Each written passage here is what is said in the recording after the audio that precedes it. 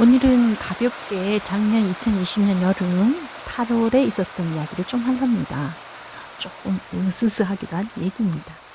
지난 여름 코로나19로 외출을 삼가하며 갇혀 지낼 때에 어딘가로 훌쩍 떠나서 기도를 하고 싶은 마음이 너무 간절했습니다. 그래서 동기 친구가 좋은 기도원을 소개해주고 또 함께 기도하자는 친구도 있어서 부산행 기차 티켓을 끊었습니다. 그런데 부산에 태풍 소식이 있었어요. 그래서 티켓을 취소하고 무기한 연기했었는데 며칠 뒤에 친구가 다시 연락 와서 비가 잦아졌으니 오면 안 되겠냐라는 것이었어요. 이미 스케줄을 다 취소한 것을 다시 실행하는 것이 저는 내키지 않았어요. 그런데 왠지 제 마음과 감정과 상관없이 뭔가가 준비되어 있다라는 느낌이 들었어요. 그래서 순종하며 가게 되었습니다. 부산역에 도착하니까 비가 부슬부슬 내렸습니다. 우리가 가려는 기도는 금정산 자락에 있었고요. 승용차로 내려서 30분 정도의 가벼운 산행을 해야 하는 곳이었습니다. 빗속을 뚫고 짐을 들고 질척이는 산길을 그렇게 올라갔죠. 우리를 안내한 기도 원장님 그리고 남자 동기 모두 내려가고 산속에 저와 친구 여자 둘만 남았습니다. 첫날 저녁 아주 재밌는 일이 벌어졌습니다. 저녁 식사를 마치고 예배당에서 기도하자고 나설 때에 친구가 나보고 저 집을 보라는 것입니다. 이 기도원의 집은 총 3채로 숙소 그리고 예배당 그리고 한 채의 분홍색 집이 반경 10여 걸음 정도 안에 옹기종기 삼각형을 이루며 있었습니다. 저기 좀 봐. 불이 켜져 있어. 누가 있는 것 같지? 오, 그러네. 분명히 우리 둘밖에 없다고 했는데 누가 있나? 어머님 돌아가셨다고 하지 않았나? 우리가 혹시 잘못 들었나? 저 집에 살고 계시는가? 아니면 혹 도둑이 올까봐 저녁 되면 자동으로 불 켜지는 거 아냐? 사람이 있는 것처럼 말이야. 워낙 이곳이 외지니까. 우리는 이상하다고 서로 이야기를 나누며 예배당에 들어갔습니다. 예배당에 들어가서 첫날이어서 그런지 기도도 안 하고 서로 간증하고 오랜만에 만나서 살아온 얘기들을 실컷 나누었습니다.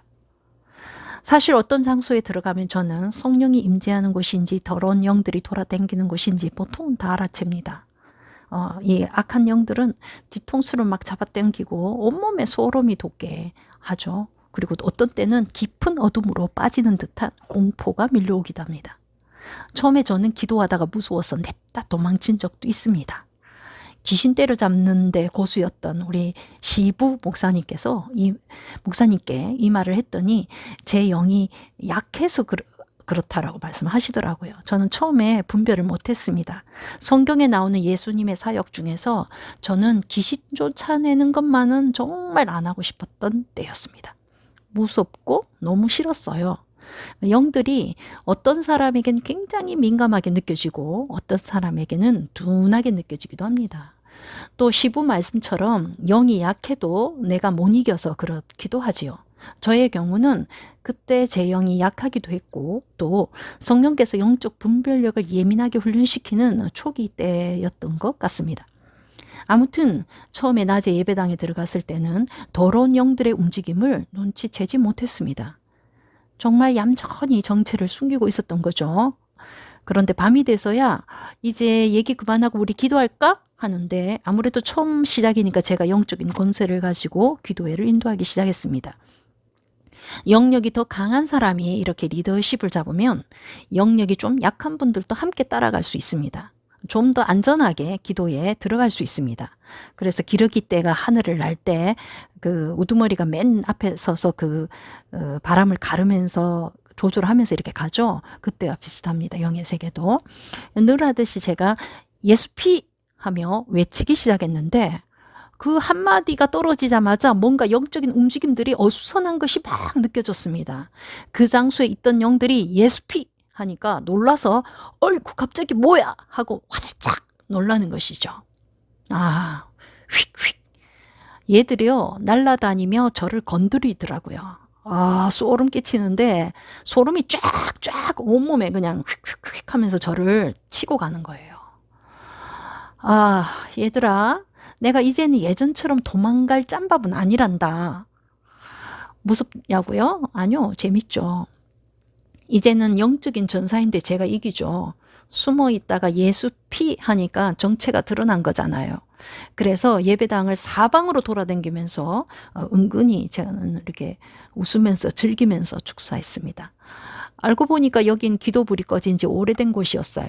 이 기도원을 세운 원장님은 돌아가셨고 현재는 미국서 아들이 돌아와서 관리하며 개인 기도나 수련회 장소로 대여하고 있었습니다.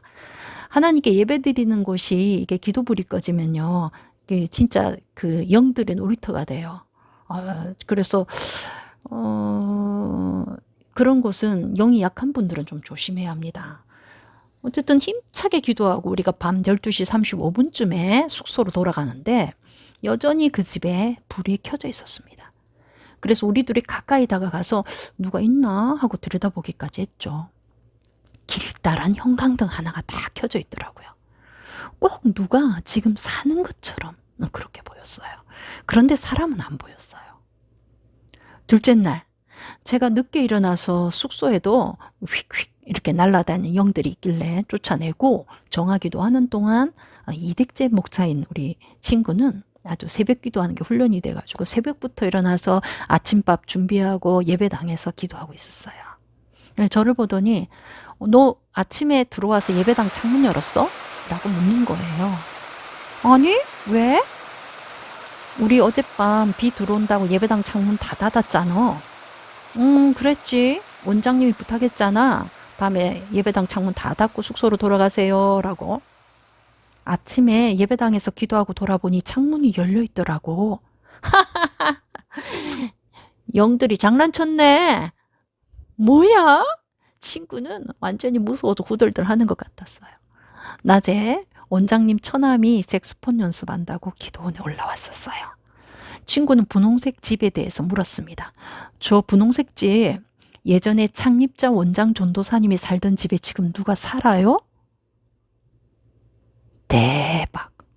아무도 없다는 거예요. 현재 빈집이고 수리하려고 내버려 두었다는 것입니다.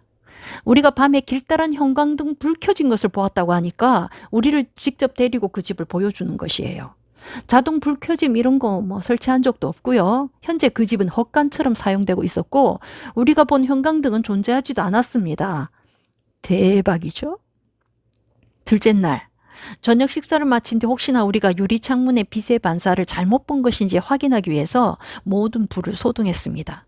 예배당도 조용하고 분홍색 집도 컴컴하고 잠잠하고 불을 켜고 다시 봐도 컴컴하고 잠잠하고 그래서 전날 밤과 아침까지 예수피 기도를 드리고 축사를 했더니 둘째 날 저녁부터는 불 꺼지 이제 조용했던 거죠.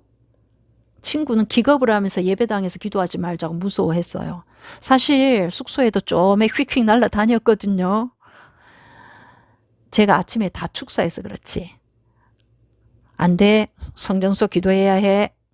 귀신들이 장난 좀 쳤나 보지. 재밌네. 온 김에 다 잡아버리고 가야지. 결국 가기 싫어하는 친구와 함께 예배당에 들어가서 새벽 3시까지 그 친구를 위한 하늘법정 기도를 했습니다.